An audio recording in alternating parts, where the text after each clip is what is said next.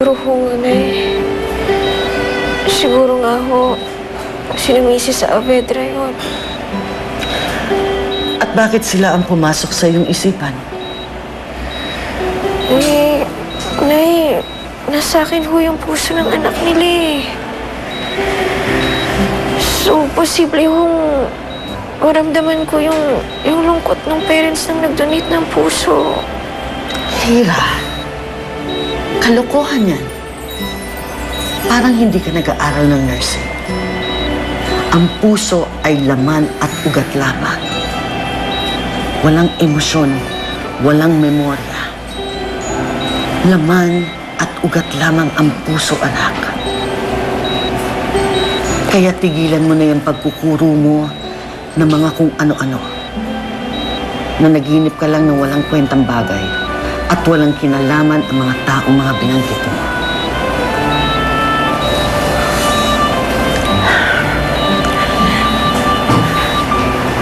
Kalimutan mo na ang napanaginipan mo, ha? Pahinga ka na lang ulit.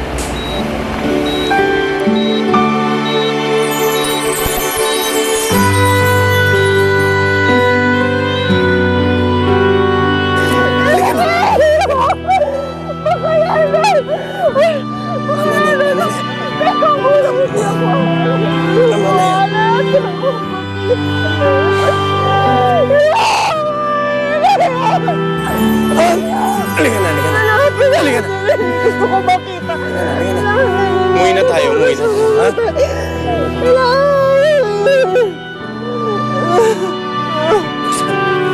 Saan?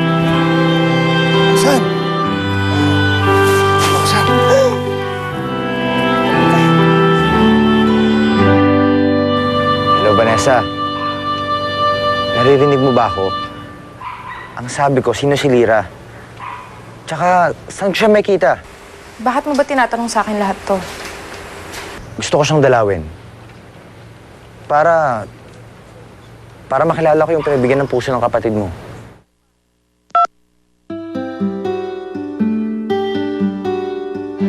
Hello? Vanessa? Hello?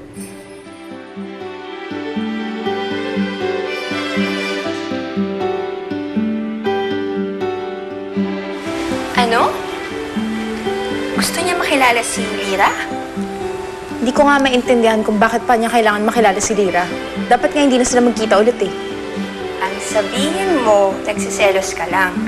Kasi pag nakilala na Prince yung pinagbigyan ng puso ni Angeline, mas lalo kanyang hindi papansinin. Pwede ba, Jillian, umalis ka muna sa bahay ko?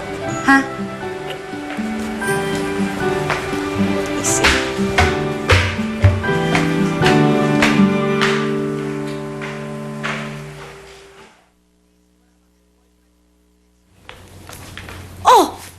Mars!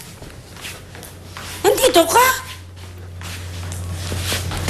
Ay, nagmamadali pa naman akong bumalik ng ospital. Uuwi ka rin pala. Sino nagbabantay kay Lira? Ba't mo iniwan ang anak mo? Naiwan si Dennis doon, siya muna magbabantay. Gusto ko lang makasagap ng ibang hangin, Becky. Pakiramdam ko kasi nalulunod ako sa ospital. Teka. Aba. Ba't ka ganyan magsalita? Ano na naman ang nangyari?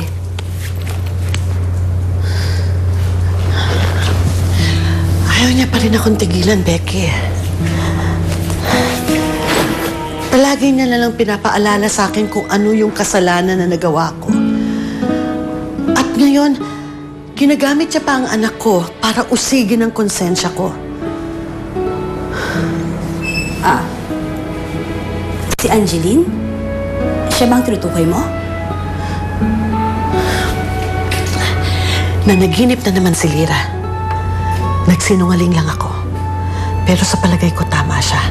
Ang napanaginipan niya ay sina Mr. and Mrs. Avedra.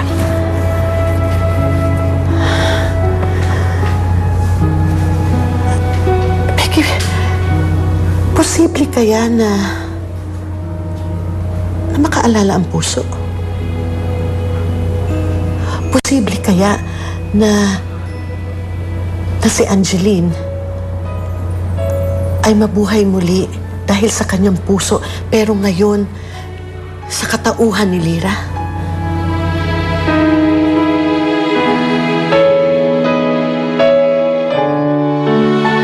Alamin ngayong